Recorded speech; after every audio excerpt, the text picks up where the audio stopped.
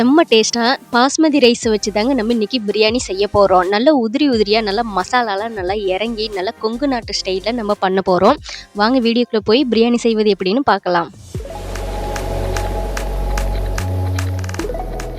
இஞ்சி பூண்டு புதினா தழை கொத்தமல்லி தழை பச்சை மிளகா இதெல்லாம் நல்லா சேர்த்தி நல்லா மிக்சியில் நல்லா நைஸாக அரைச்சி எடுத்துக்கலாங்க.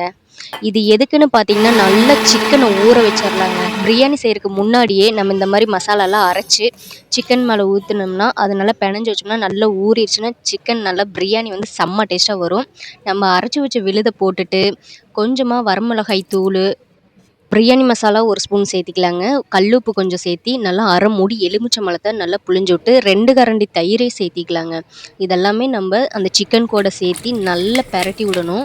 எப்படி ஒரு 1/4 மணி நேரம் 1/2 மணி நேரம் நல்லா அந்த சிக்கனில் நல்லா ஊறுச்சுன்னா பிரியாணி நல்லா உதிரி உதிரியாகவும் நல்லா அந்த மசாலாலாம் இறங்கி நல்லா டேஸ்ட்டாக இருக்கும்.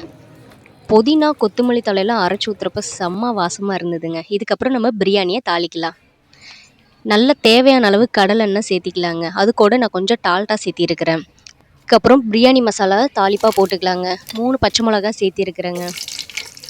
நம்ம காரத்துக்கு எல்லாமே மசாலா ஐட்டம் எல்லாமே நம்ம சிக்கனில் சேர்த்திருக்கோம். இதுதான் நம்ம அடுத்ததாக நம்ம வந்து பச்சை மிளகா சேர்த்துறோம். இதுக்கப்புறம் நம்ம பெரிய வெங்காயம் ஒரு 3 சைஸ் பெரிய வெங்காயத்தை நல்லா நீளமாக கட் பண்ணி இந்த மாதிரி நல்லா தாளிப்பாக போட்டுக்கலாம்.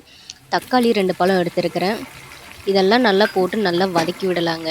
இதெல்லாம் நல்லா பொன்னிறமாக வதங்கினதுக்கப்புறம் நம்ம சிக்கனை நல்லா ஊற வச்ச சிக்கனை இது கூட நல்லா சேர்த்திக்கலாங்க. இந்த மாதிரி நல்லா சேர்த்து அந்த நல்லா எண்ணெய் பிரிஞ்சு வர்ற அளவுக்கு சிக்கனை நல்லா அந்த எண்ணெயிலே நல்லா வேக விடணும். தண்ணி எதுவுமே ஊற்றிடாதீங்க, அதுலேயே நல்லா வெந்து வந்துடும். நல்லா இந்த ஸ்டேஜ் வந்ததுக்கப்புறம் நம்ம தண்ணி சேர்த்திக்கலாங்க. நான் 2 சொம்பு தண்ணி சேர்த்திருக்கிறேங்க. பாஸ்மதி ரைஸு 3/4 படி எடுத்துருக்கிறேன். நீங்கள் எந்த அளவுக்கு நீங்கள் அரிசி பாஸ்மதி ரைஸ் எடுக்கிறீங்களோ அதோட கொஞ்சம் கம்மியாக தான் நீங்கள் தண்ணி வைக்கணும், இல்லைன்னா பாஸ்மதி ரைஸு குழஞ்சிருங்க. இந்த மாதிரி நல்லா அரிசி போட்டு நல்லா மேலே அந்த புதினா தழை கொத்தமல்லி தழையெல்லாம் தூவி விட்டுறலாங்க. தண்ணி ஓரளவுக்கு சுண்டினதுக்கப்புறம் இதெல்லாம் நம்ம தூவி விட்டுறலாம். உப்பு காரம் எல்லாமே கரெக்டாக இருக்கான்னு பார்த்துக்கோங்க. அவ்வளோதாங்க. இந்த ஸ்டேஜ் வந்ததுக்கப்புறம் நம்ம வந்து தம் போட்டுடலாங்க. வாழை இலையை கட் பண்ணி நம்ம இது மேலே மூடி வச்சிடலாங்க. நம்ம அந்த மேலே அந்த சட்டியில் இருக்க அந்த நீர் தண்ணி எல்லாம் பிரியாணிக்கு மேலே உளுந்துடக்கூடாது, அதுக்காக நம்ம வாழை இலையை சேர்த்திக்கலாம். இந்த மாதிரி தம் போட்டுடலாங்க. ஒரு 10-20 நிமிஷம் விட்டுறலாங்க. இதுக்கப்புறம் நம்ம எடுத்து பார்க்கலாம். அந்த மேலே பார்த்தீங்களா எப்படி தண்ணியெல்லாம் நிற்கிதுன்னு, இதை அப்படியே அழுங்காமல் நம்ம எடுத்துடலாங்க. அந்த தண்ணியோட அப்படியே அந்த வாழை இலையெல்லாம் மடித்து எடுத்துடலாங்க. இங்கே பாருங்கள், பிரியாணி அருமையாக வந்துருச்சுங்க. எதிர்பார்த்ததோட செம்ம சூப்பராகவே வந்திருந்தது. நல்லா உதிரி உதிரியாக நல்லா இருந்ததுங்க. செம்ம டேஸ்ட்டாகவும் இருந்தது.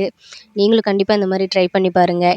என்னோடய வீடியோ உங்களுக்கு பிடிச்சிருந்துச்சுன்னா சப்ஸ்கிரைப் பண்ணுங்கள், ஷேர் பண்ணுங்கள், லைக் பண்ணுங்கள். நன்றி, வணக்கம்.